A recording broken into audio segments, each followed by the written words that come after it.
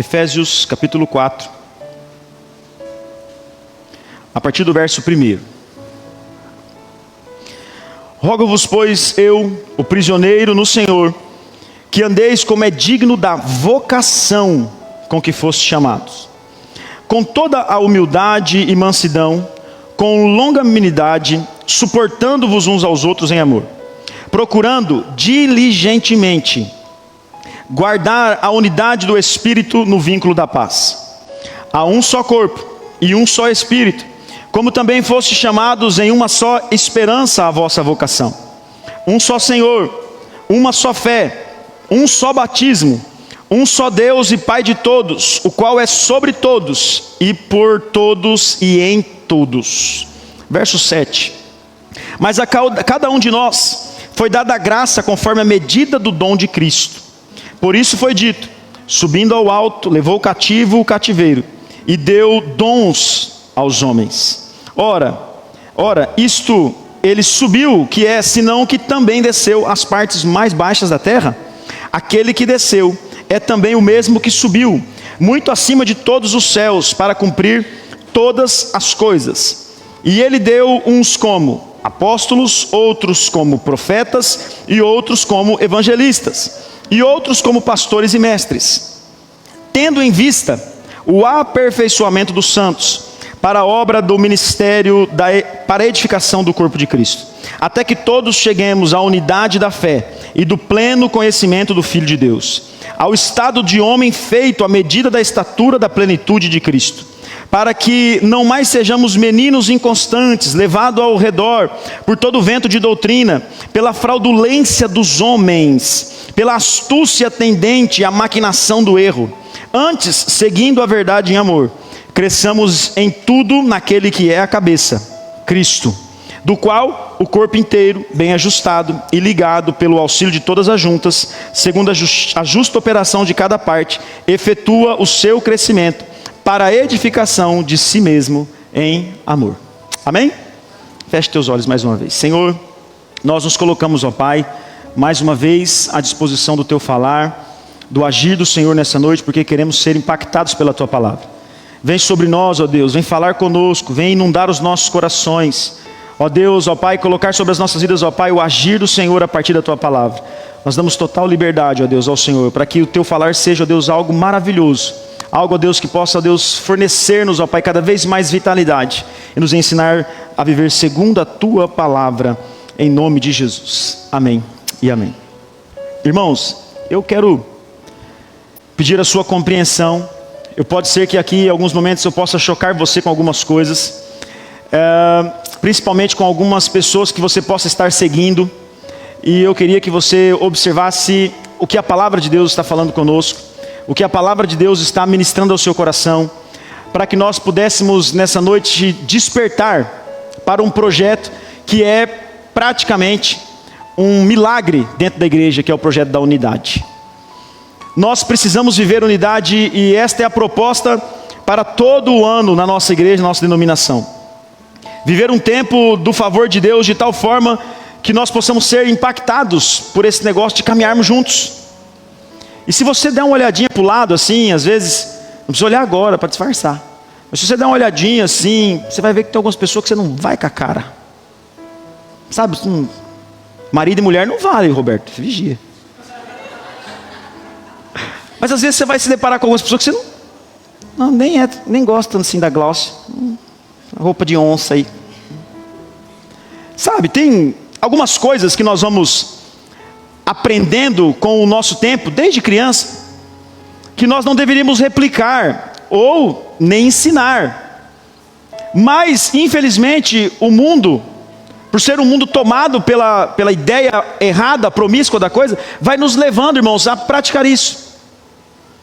Você quer um exemplo bem prático, só para você entender bem fácil. Você mentir para o seu filho um negócio para que ele não se prejudique.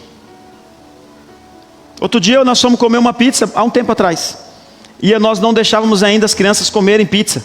Coisa nossa lá em casa. E aí o Estevão foi pegar a pizza assim, o irmão falou assim: não come não que tem pimenta. Eu falei: não tem pimenta aí, filho. Pastor, mas ele vai comer. Olha o João, foi o João que fez. Então, entreguei. entreguei o João. Filho, mas não tem pimenta aqui. Não, pastor, mas se der pimenta para ele falar que tem pimenta, ele não vai comer. Eu falei, mas ele não pode fazer as coisas baseado na mentira, meu filho. Aí eu falei assim, Estevão, não tem pimenta, mas eu não quero que você come. Por quê, papai? Porque eu mando no sei, acabou e fechou. Vai comer, tomar suco, comer, né, pão integral, sei lá o que ia comer. Nem lembro o que ele comeu aquele dia, né, João? Mas não comeu a pizza que não era para comer. A gente tem essa tendência a permitir que as astutas ciladas do inimigo nos envolvam de tal forma que nós perdamos a noção do que realmente Cristo quer para nós, ou melhor ainda, através de nós. Deus quer que nós vivamos uma unidade tão perfeita, tão ativa, tão poderosa, que as pessoas à nossa volta sejam impactadas pela verdade do Evangelho, e nós sejamos produtivos, sejamos uma igreja que cresça mediante a vontade de Deus, o poder de Deus, aquilo que Deus está fazendo e vai continuar a fazer. Mas irmãos, tem que ser pautado na verdade, nas Escrituras, naquilo que Deus quer fazer conosco. A unidade, ela não é apenas uma expressão de palavras, ela precisa ser exposta em ações e frutificações. Não é só sermos do diálogo da unidade, não, nós somos unidos, mas na hora de nós sermos de fato, nós deixamos a desejar e não fazemos aquilo que é a vontade de Deus. E preste atenção nisso, se você quiser anotar essa frase, anote. Um ajuntamento de pessoas que vive a unidade do Espírito e não cresce, de fato, não vive em unidade. Eu vou repetir para você ficar com isso bem gravado no seu coração. Um ajuntamento de pessoas que vive a unidade do Espírito e não cresce, de fato, não vive em unidade. Não adianta nós fingirmos que estamos unidos e não reverberarmos isso em uma frutificação, em uma igreja crescendo. E eu não estou falando nem da instituição aqui, o espaço, encher a igreja. Eu estou falando do céu sendo povoado pelo evangelismo que você está provocando. O ano já começou, quantas pessoas você já está falando de Jesus? Não precisa responder, só pensa. Eu sei que foi muita gente, foi difícil contar agora. Mas pare e pense, para quantas pessoas você já parou assim e disse sobre o Evangelho, ofereceu para ele um convite para estar no culto, falou, eu passo lá te pegar, eu vou buscar você. Para quantas pessoas você enviou, por exemplo, o culto de hoje, aqui online? Quantos amigos seus estão assistindo?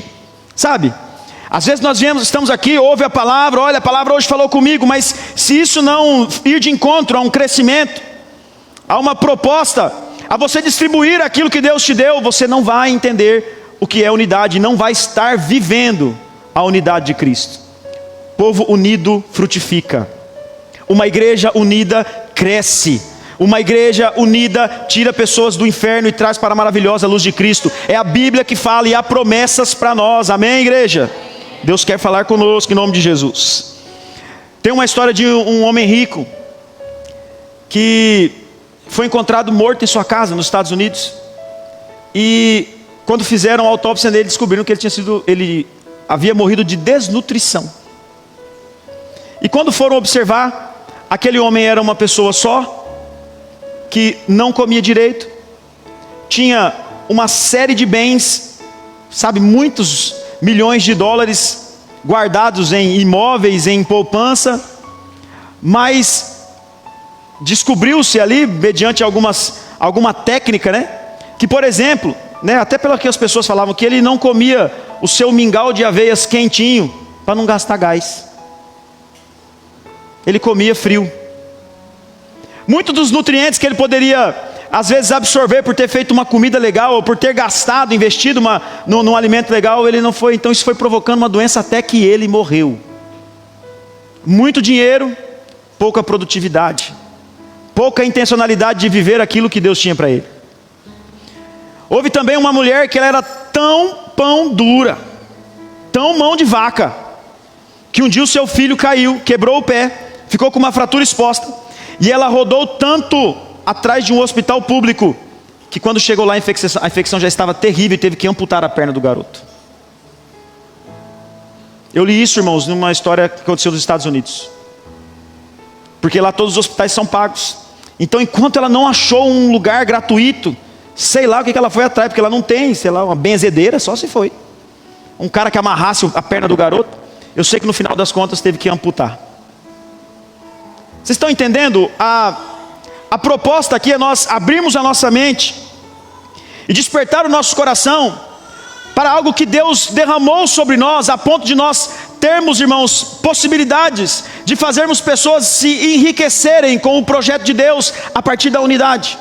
Quando nós unimos nossas forças, quando nós caminhamos pelo mesmo propósito, nós não somos pessoas que estamos absorvendo tudo o que Deus nos deu, sabe, somos ricos egoístamente e não falamos daquilo que Deus colocou sobre as nossas vidas, ao ponto de nós morrermos extasiados, espiritualmente falando, de tanto achar que estamos guardando bem aquilo que Deus nos deu. Irmãos, Deus não quer que nós retenhamos nada, Ele quer que nós frutifiquemos. Existem parábolas de Jesus dizendo sobre isso. Teve cara que enterrou o talento, e esse cara não teve parte com aquele que deixou o talento com ele. Os outros multiplicaram, os outros renderam. E nós? O projeto é nós caminharmos juntos de tal forma que nós aprendamos a viver de uma forma em que todos nós sejamos abençoados, em que todos nós sejamos abençoadores. Quando o apóstolo Paulo escreve, irmão, a carta aos Efésios, ele está nos convocando, nos convidando a ter um relacionamento com Deus, que promova agora, na vida das pessoas, a riqueza que vem do alto. Preste atenção, se você tiver com a Bíblia aberta em Efésios, vai ser fácil. A carta aos Efésios vai nos revelar primeiro a graça, as riquezas da graça de Deus. Lá no capítulo 1, no verso 7, ele diz assim: nele temos a redenção por meio do seu sangue, o perdão dos pecados, de acordo com as riquezas da graça de Deus. Olha para quem está do seu lado aí e fala assim: você é rico. A cara da riqueza. Fala para quem está do seu lado assim: você é a cara da riqueza. Por que vocês estão rindo? Vocês vigiam. Ora o colar de pérolas da custódia. Não é a cara da riqueza? Olha o meu terno, irmãos, de grife italiana. A cara da riqueza. Mas não é por isso que nós somos ricos. Nós somos ricos pela graça. E a graça é um favor imerecido. Agora olha para o seu irmão e fala assim: irmão, você é rico? Pergunta para ele: você é rico? Então não seja ingrato. Pode falar para ele. A graça do Senhor nos alcançou, mas com ela veio as riquezas da graça. Esta proposta do apóstolo Paulo, irmãos, é nos despertar para algo poderoso do próprio Deus. Ele nos convida a fazer parte desse povo seleto, um povo exclusivo, sacerdócio real, a nação santa, a geração eleita. Ele faz parte, ele nos convida a fazer parte deste povo, experimentando as riquezas da graça. Você é a cara da riqueza, irmãos, porque a graça de Deus te alcançou, amém? No capítulo 2, ele revela também o quanto ele foi misericordioso. Verso 4 do capítulo 2, folhei sua Bíblia aí. Diz assim: todavia, Deus que é rico em misericórdia, pelo grande amor que nos amou, rico em misericórdia. Ou seja, nós não merecíamos nada. Dos miseráveis nós somos os piores. Mas existe uma riqueza aqui da parte de Deus para nós: misericórdia. Sabe aquele pecado que você fez ontem, na virada do ano? A misericórdia de Deus já te alcançou. Agora cuidado com a procrastinação também, viu? Fecha parênteses. Deus é rico em misericórdia. O amor dele, irmãos, transcende mesmo. O amor dele excede o entendimento mesmo. O amor dele é diferenciado mesmo. Ele é rico em misericórdia. Foi misericordioso conosco, porque ele tem riqueza sobre a sua graça, e ele é rico em misericórdia. Ninguém tem misericórdia como o nosso Deus. Ele revela também no capítulo 3, no verso 8: embora eu seja o menor dos menores dentre todos os santos, foi-me concedida esta graça de anunciar aos gentios as insondáveis riquezas de Cristo. Vocês lembram dos exemplos que eu falei sobre o povo rico? O senhor e a senhora? A falta de bom uso com as riquezas gera desgraça. Aquele que não se apropria da graça de maneira verdadeira, vira não precisa falar não, é feio demais a palavra, né? Alguém que não tem a graça, irmãos. É bem isso mesmo. A proposta é você entender aqui que Deus nos deu uma incumbência. Ele nos deu esta moral, a graça, o privilégio de anunciar as riquezas de Cristo. Olha como que o texto vai nos fornecendo, sabe, irmãos, aquilo que nós precisamos entender para que a unidade faça valer, não só em palavras, mas na expressão, no cuidado, no caminhar. Foi expresso a nós pelo apóstolo Paulo um pedido, expressado por um clamor. Ele diz assim, olha, rogo-vos. A palavra rogo-vos significa pedir intensamente, com humildade, suplicar. Ele está dizendo assim, gente, eu rogo a vocês, que vocês trabalhem mediante a vocação que foi derramada sobre a vida de vocês. Vocês sabiam que vocês são vocacionados para a vida com Deus?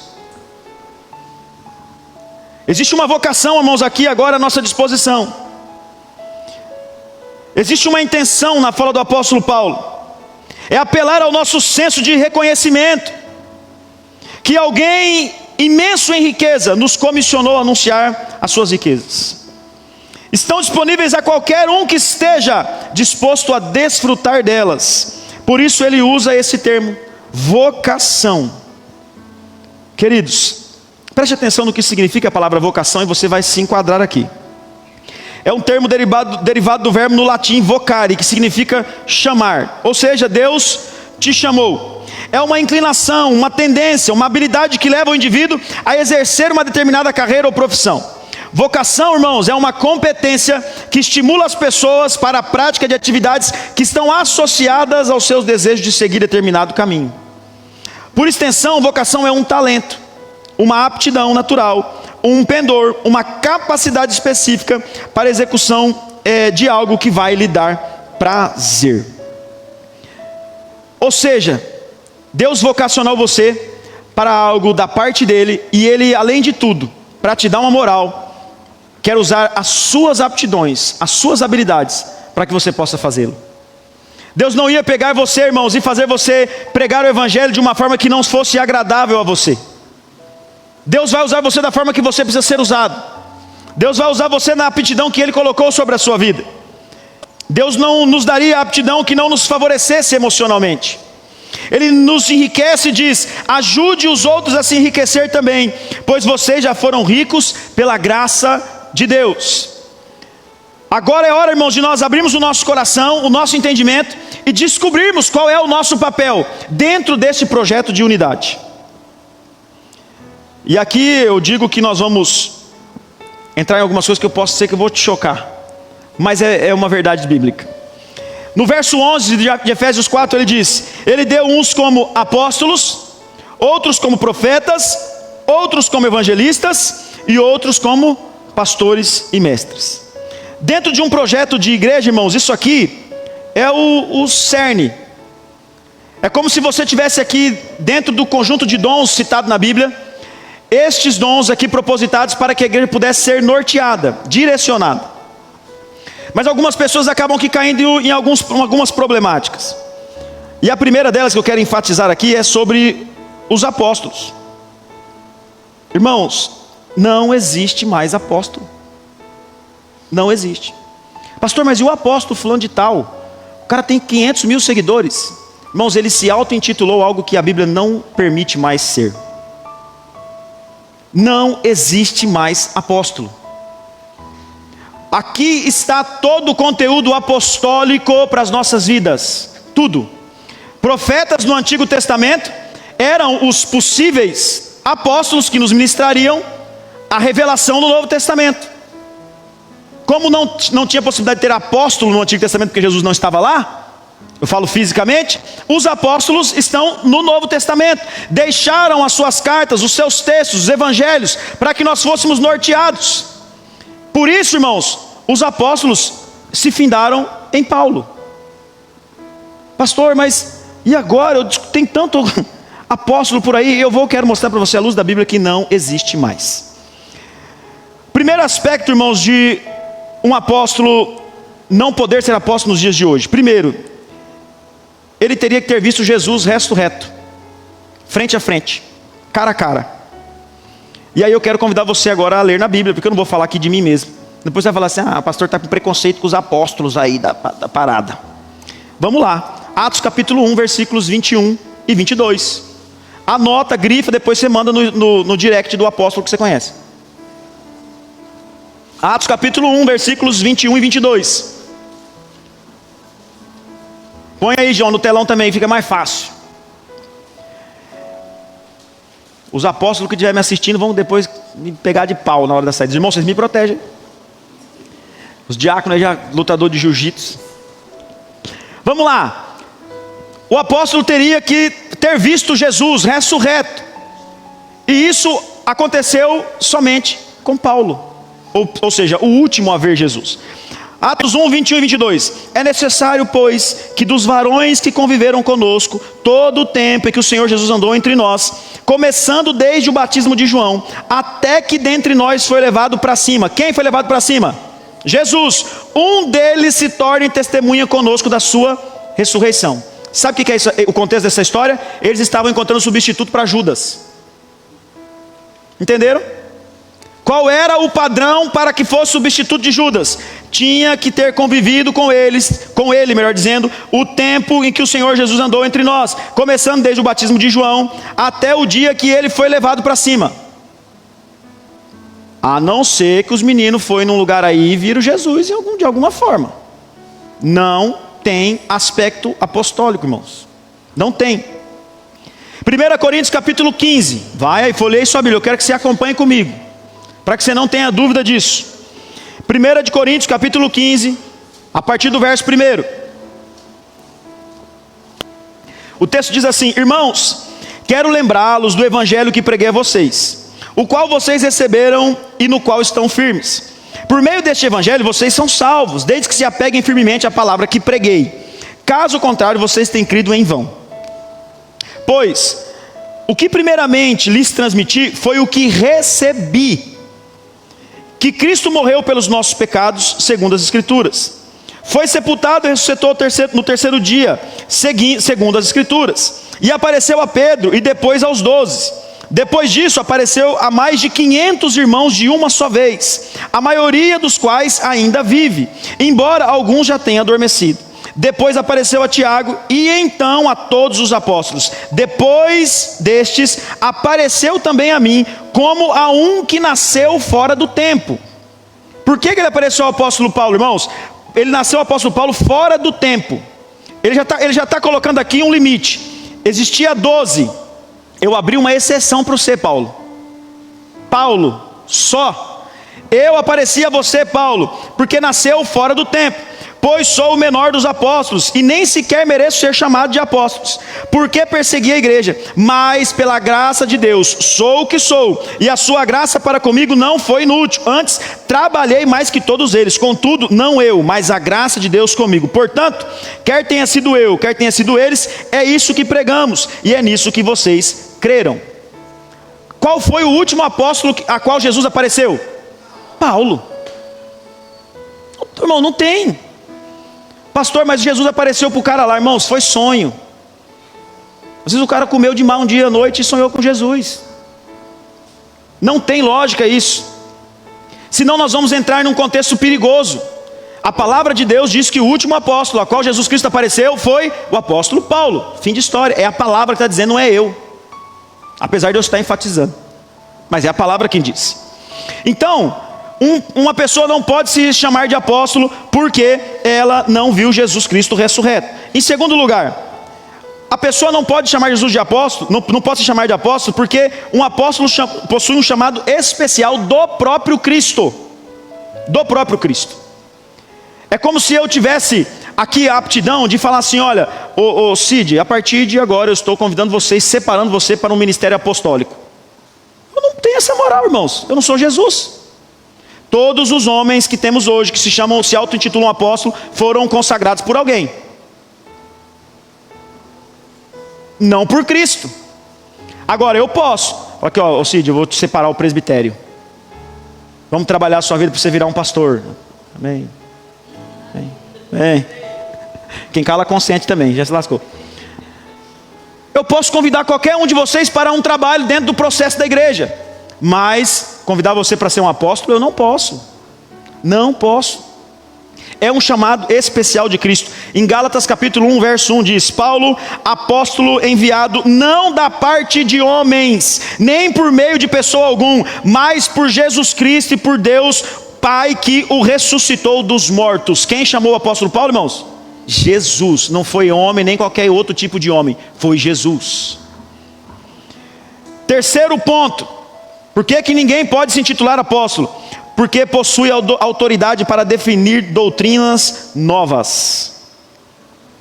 Olha o perigo do apostolado na igreja. Quantas igrejas vocês conhecem que a partir do momento que nasceu os apóstolos, começaram a tocar chofar na igreja, começaram a trazer a arca de novo para dentro da igreja? Doutrina judaizante, irmãos. Isso não tem conexão com a palavra de Deus. Um apóstolo, preste atenção nisso, e não vai demorar. Escuta o que eu estou falando para vocês, não vai demorar. Um apóstolo, ele se enche tanto de autoridade, ou os pseudos apóstolos se enchem tanto de autoridade, que daqui um pouco eles vão querer doutrinar a igreja mediante ao que eles estão falando, porque a Bíblia autorizou os apóstolos a deixar as escrituras para que nós pudéssemos seguir. Por isso que nós temos a mensagem apostólica até hoje. Está tudo aqui. Qualquer um que se intitule apóstolo pode reescrever a Bíblia, pode reescrever outros textos da Bíblia. E aí? Irmãos, a prática para desvincular a unidade da igreja não acontece do dia para a noite. Vai começando, nasce um apóstolo aqui, aí lá naquela igreja tem um pastor frustrado com outro pastor, ele se desvincula daquela igreja e se linka a esse apóstolo, que logo logo consagra apóstolo também, e aí vai, e aí, vocês já repararam quantos apóstolos nós temos na igreja, no mundo hoje, no Brasil e no mundo? Não é pouco não, é devagarzinho mesmo, irmãos. Daqui um pouquinho, hoje nós temos a Bíblia do pastor pentecostal, a Bíblia do diácono, a Bíblia da mulher. Daqui um dia nós vamos ter a Bíblia do apóstolo. E aí começa do apóstolo fulano, do apóstolo licano, do apóstolo beltrano. E os apóstolos têm liberdade para poder escrever o que eles quiserem. Vocês entendem qual que é a minha preocupação? E por que eu quis falar isso com vocês hoje? Irmãos, se você conhece alguém que se intitula apóstolo, cuidado com isso. Cuidado com o que você está ouvindo dele. Porque pode ser que ele esteja distorcendo a palavra de Deus para você, e inclusive se achando com autoridade para poder fazer isso, porque a Bíblia vai dar autoridade para quem quiser ser apóstolo. Só que Deus não dá. Deus deixou a Bíblia para nos orientar. O apóstolo Paulo foi o último que teve encontro com Jesus. O apóstolo Paulo foi o que foi escolhido pelo próprio Cristo, assim como todos os outros apóstolos. Irmãos, não existe apóstolo mais. Todos esses que estão caminhando por esse processo, está errado. Errado. Ô pastor, por que o senhor está falando isso? Porque lá, em Efésios, ele vai dizer no verso 15, perdão, deixa eu procurar de novo aqui, o 11 e o 12, tendo em vista o aperfeiçoamento para o ministério, para a edificação do corpo de Cristo, até que todos chegamos à unidade e pleno conhecimento do Filho de Deus, ao estado do homem feito à medida da estatura plena de Cristo. 14, para que não sejamos meninos inconstantes, levados ao redor por todo o vento de doutrina, pela fraudulência dos homens, pela astúcia tendente e maquinação do erro. O meu papel como pastor da igreja é mostrar para vocês que tem gente querendo enganar vocês. Pastor, eu não quero nem ouvir esses negócios. Tá bom, tampa o ouvido, mas que eu precisava falar, eu falava. Amém? Então foi dado apóstolos para que nós pudéssemos ser alcançados pelo poder de Deus através das escrituras. Todo o conceito apostólico está escrito aqui na palavra de Deus. Nós temos a palavra dos apóstolos, eles nos deixaram a mensagem. Existe, irmãos, uma brecha na lei, que na verdade não é um título, seria um ministério apostólico. Ministério apostólico, ou seja, alguém que tem o conceito de abrir várias igrejas, é o projeto do ministério apostólico, né? Alguém, por exemplo, um missionário, é alguém que tem uma vertente de abrir igrejas. Esse pode ser que tenha um ministério apostólico, mas mesmo assim não lhe cabe o título apóstolo, porque seria uma incoerência com as escrituras. Amém? Ficou claro, irmãos? Não existe apóstolo. Pastor, eu não concordo com o senhor, eu estou aberto para nós discutir. Em outro momento, não vai atrapalhar o culto agora não. Mas depois do culto você pode sentar comigo na conversa o tempo que você quiser sobre isso, tá? Só que eu preciso deixar a nossa igreja norteada quanto a essas coisas. E daqui um pouco vocês vão falar, pastor, por que o senhor não é apóstolo? Então eu já estou te explicando agora, porque a Bíblia não me ensina a sê-lo, tá bom? Depois dos apóstolos ele vai falar sobre quem? Os profetas. Os profetas são a expressão da exposição das escrituras. Ou seja, você é um profeta, amém? A não ser que você não esteja falando de Jesus, sobre a palavra de Jesus. Profecia, irmãos, não tem relação com você dizer, eis que te digo, agora vai cair. Não. Profecia é você fazer isso aqui, ó, e mandar ver. Você está dizendo o que está escrito na palavra.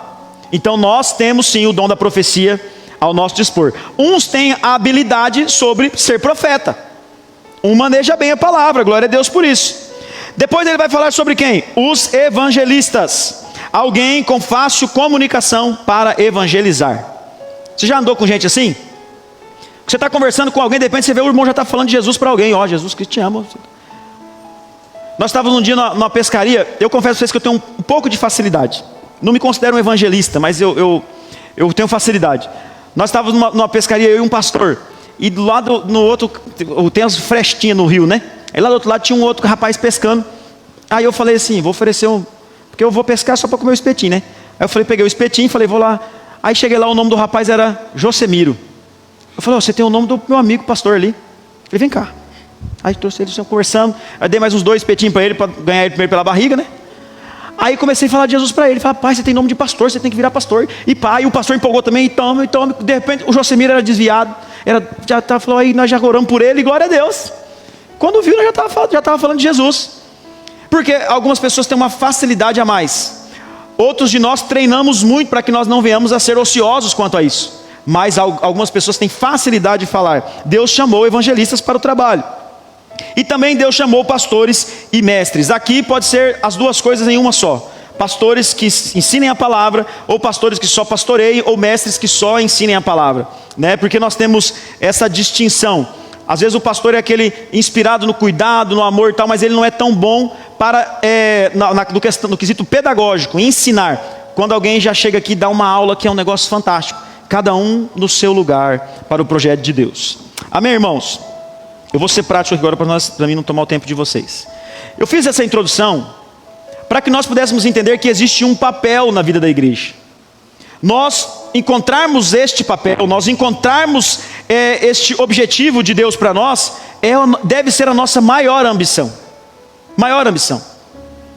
Em que você se enquadra aqui? Você está como um evangelista? Você está profetizando à luz da palavra de Deus? Você está pastoreando pessoas? Você está ensinando pessoas? Qual é o projeto de Deus para você? Porque nessa categoria de dons existe um fundamento para a vida da igreja. Nós sermos alcançados e fortalecidos para vivermos em unidade. Se nós não entrarmos dentro do projeto, do que está escrito, nós vamos viver uma vida de completa desunião. Uma igreja crescendo, irmãos, a qualquer custo, fingindo que está crescendo, e no primeiro vento que vem a igreja se dissolve. Por isso que eu tenho um problema com a palavra multiplicação. Porque as coisas que parece que multiplicam, no outro dia parece que já subtrai, é terrível. A igreja precisa crescer.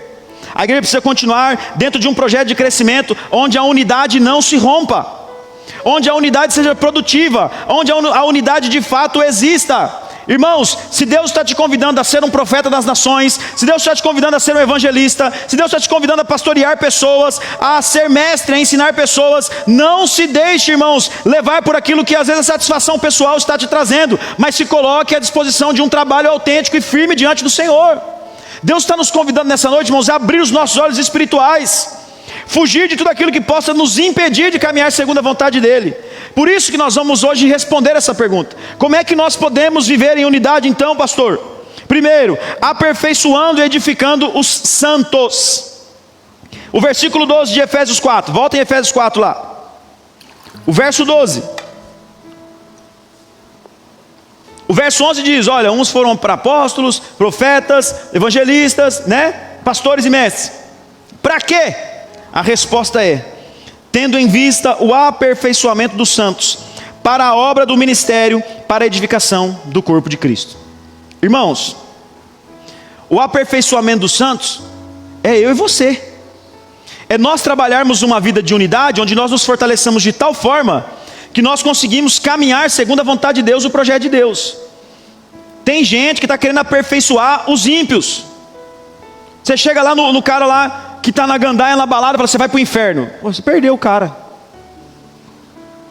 Ou não, vocês têm um couro um pouco mais duro, né? Pode falar. Dá uma chibatada, pá. Há um projeto de Deus na unidade.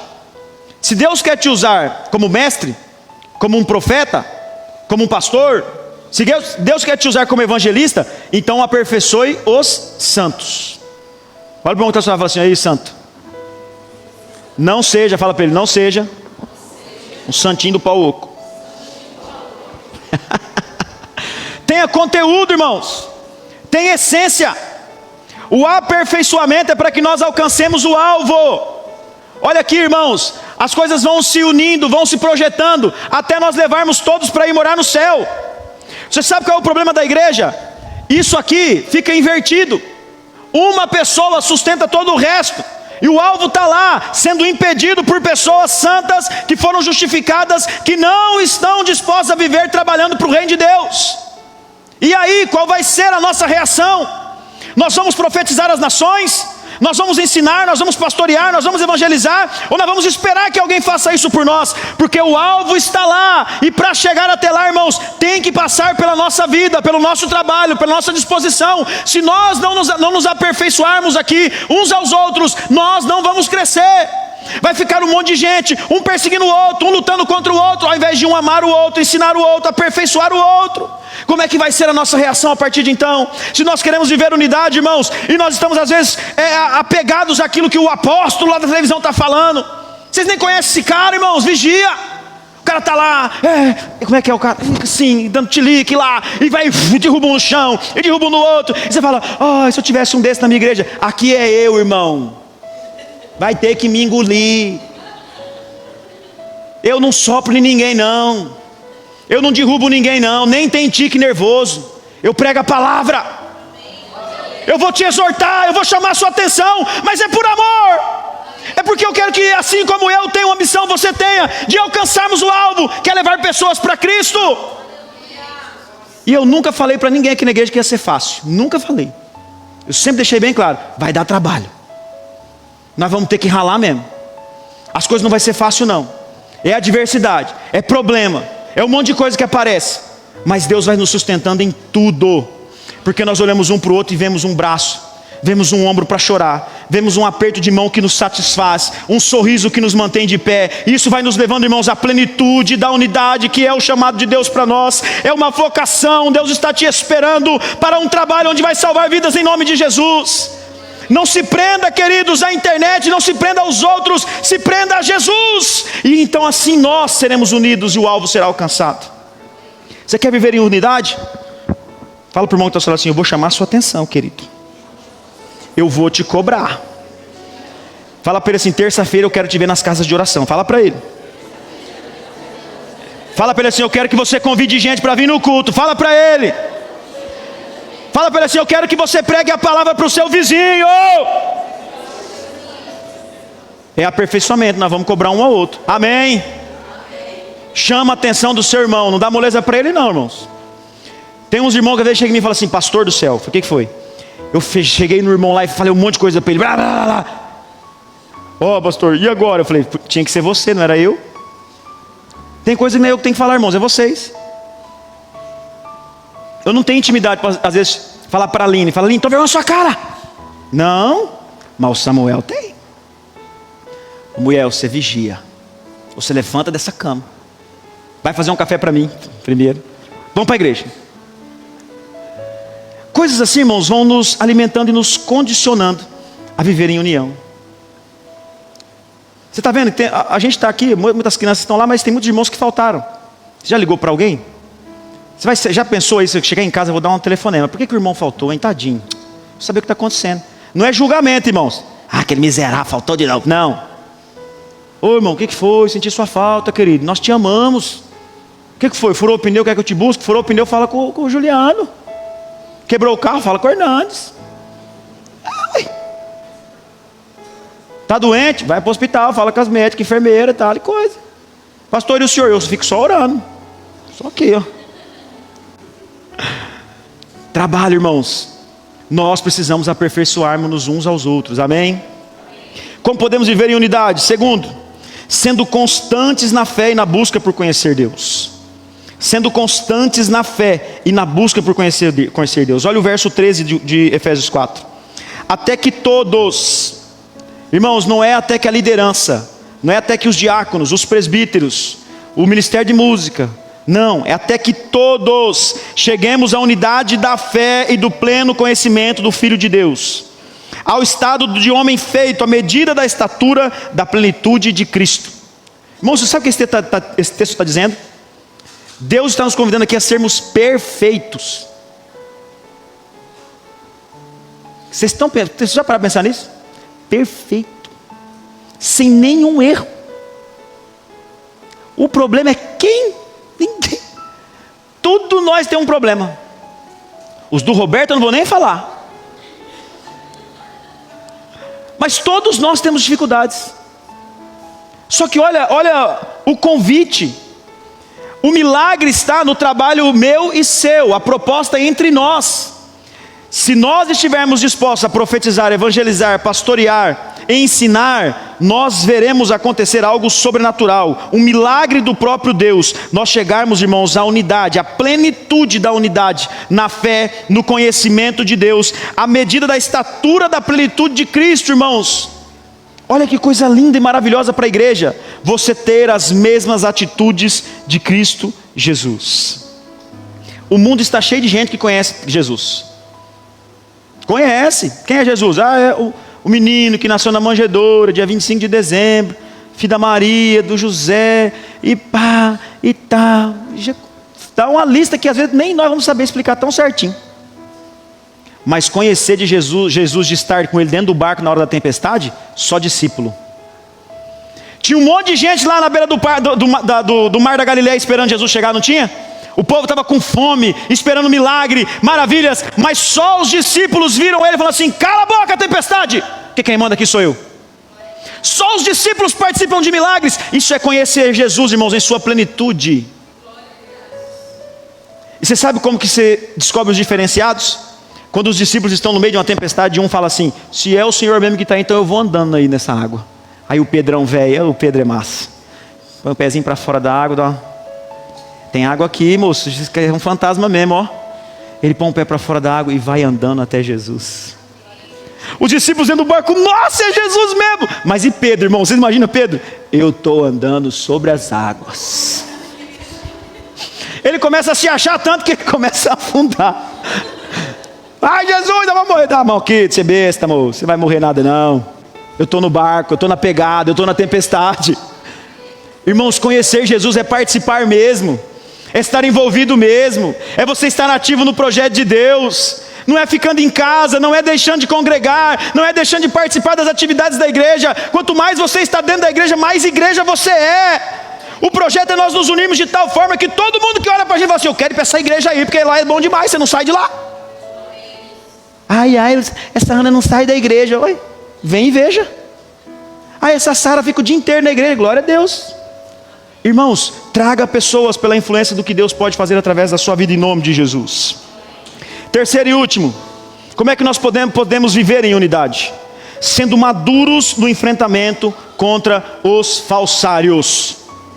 Sendo maduro no enfrentamento contra os falsos profetas. O verso de número 14 diz: para que não mais sejamos meninos, inconstantes, levados ao redor por todo vento de doutrina. Preste atenção nisso, irmãos, porque a palavra de Deus, ela é palavra de Deus desde quando você existe e de antes de você existir. E neste meio tempo, os ventos de doutrina estão pairando, batendo, assoprando. E a igreja, muitos santos estão indo pela emoção e não pela razão. Romanos 12:2 fala que o culto é racional. O culto não é emocional. O culto é quando você estuda a palavra, escuta a palavra. O culto não é movido, irmãos, pelo... Não, isso não é culto, irmãos. Isso não é culto. Está vendo como vocês assustaram? Não chora as crianças, segura as crianças. Isso não é culto, irmãos. Isso é uma evidência de que a pessoa está querendo ser mais Deus do que o próprio Deus. Nós precisamos apropriarmos-nos, irmãos, da maturidade que vem do próprio Deus. Nós não podemos ter atitudes de moleque, mas de homens. No caso das meninas, de mulheres, bravas, fortalecidas, ardentes pela palavra de Deus. Olha o que a palavra de Deus nos ensina, irmãos. Para que não sejamos meninos inconstantes. Tem dia que eu quero ir na igreja, tem dia que eu não quero, tem dia que eu quero orar, tem dia que eu não quero. Você fala assim também, tem dia que eu quero ir para o céu, tem dia que eu não quero. É assim que você fala? Que inconstância que é essa? Se a palavra de Deus está te alimentando, não há inconstância, irmãos. Não há vento de doutrina, porque preste atenção, pela fraudulência dos homens, pela astúcia tendente à maquinação do erro. O que as pessoas querem, o que os falsos profetas querem, o que os falsários querem, é que nós não vivamos em unidade. Escute o que eu vou te falar e nós vamos encerrar. Vem cá, Davi. Um dos projetos mais intensos, principalmente em nossa cidade. Escute isso que eu vou te dizer. Você vai se identificar, pode ter certeza. É as pessoas fazerem movimentos e te convidarem para participar. Um certo dia, um irmão aqui na igreja, há muito tempo, o irmão já foi embora. Ele chegou novo na igreja e ele acabou o culto, antes do culto, perdão.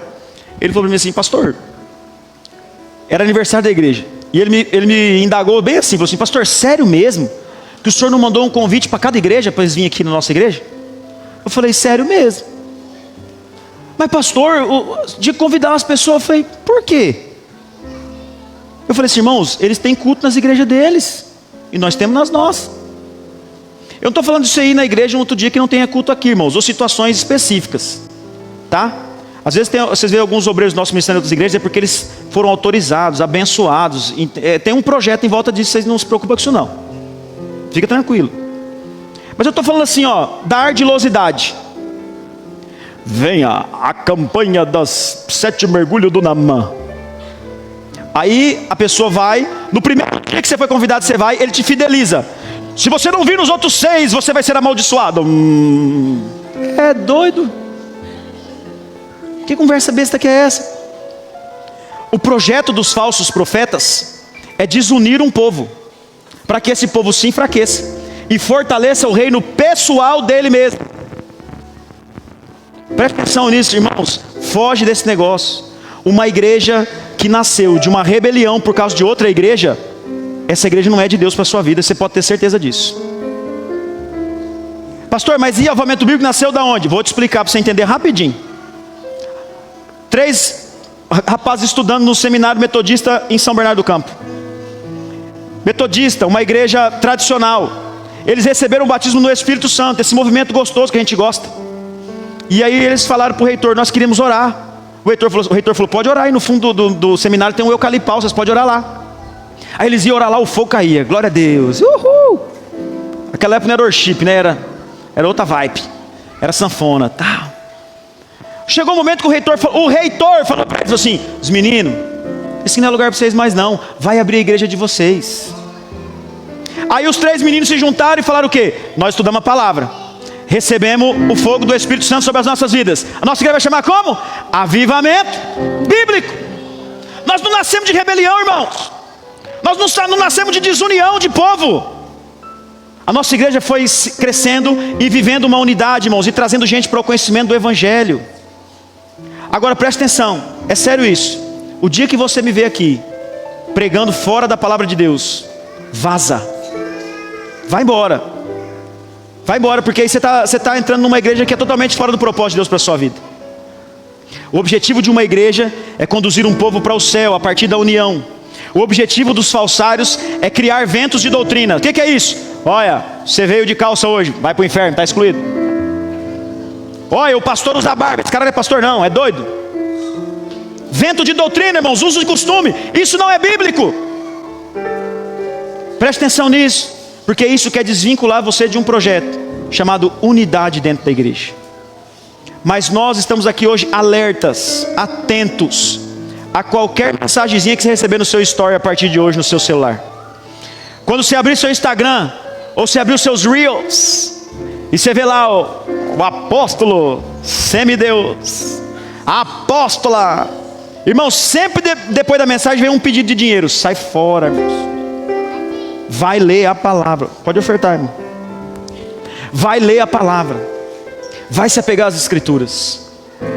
Nós somos uma igreja que queremos provocar a união. A união. Se Deus quer que você fique nesse lugar, irmãos, seja bem-vindo à luz das escrituras, daquilo que Deus tem para falar com você. Amém? Vamos ficar de pé, por favor.